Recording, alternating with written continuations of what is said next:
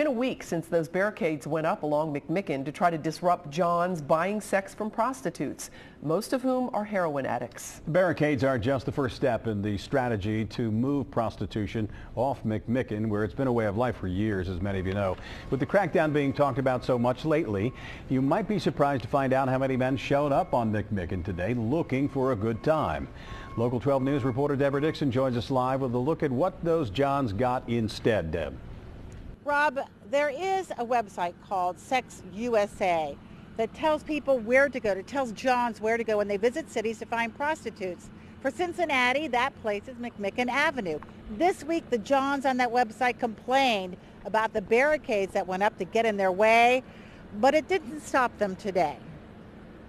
She acts like a prostitute, and she's on McMicken, the side that doesn't have barricades. The Johns can't help but make an offer, but she can refuse. She's a cop. Other officers are watching and recording the conversation. Once the sex act is named, along with a price, it's a crime. It needs to be stopped. It's northbound ravine from McMicken. Copy. When I ask you to step out, your hands go up here. Is that understood? All right. This happened several times today, and one of the men arrested is a registered sex offender. But it was half the number arrested compared with before the barricades went up. Let me hear it on tape. Well, did you solicit her? No. Okay. And if so, let me hear it on tape. Tell it to the judge. He'll have the recording. He might be one of the judges that takes away licenses for men convicted of soliciting while in their car. One more thing, your car is impounded. Today's operation is about backing up the barricade message. With the closure of McMicken, that they thought perhaps there was a safe zone outside that barrier, and we wanted to send the message that just because you're on the other side of the barrier doesn't mean that this behavior is going to be tolerated. No one thinks hunks of cement is the answer.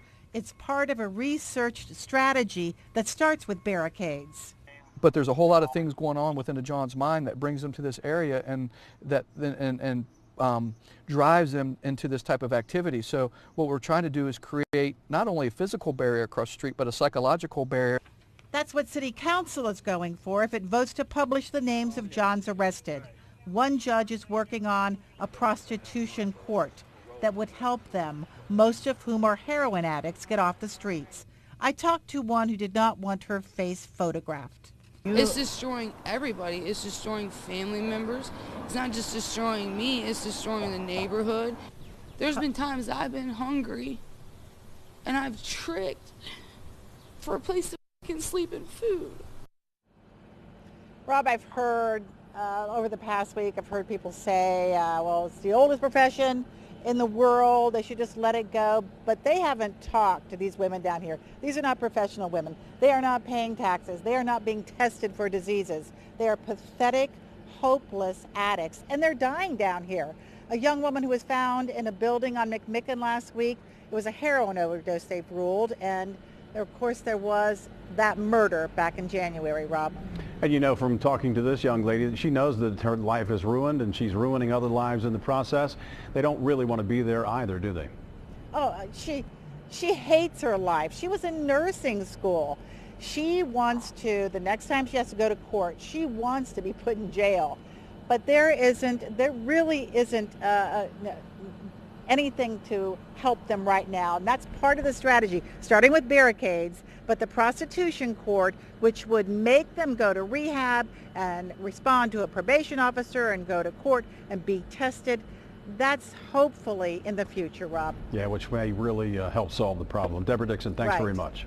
Okay.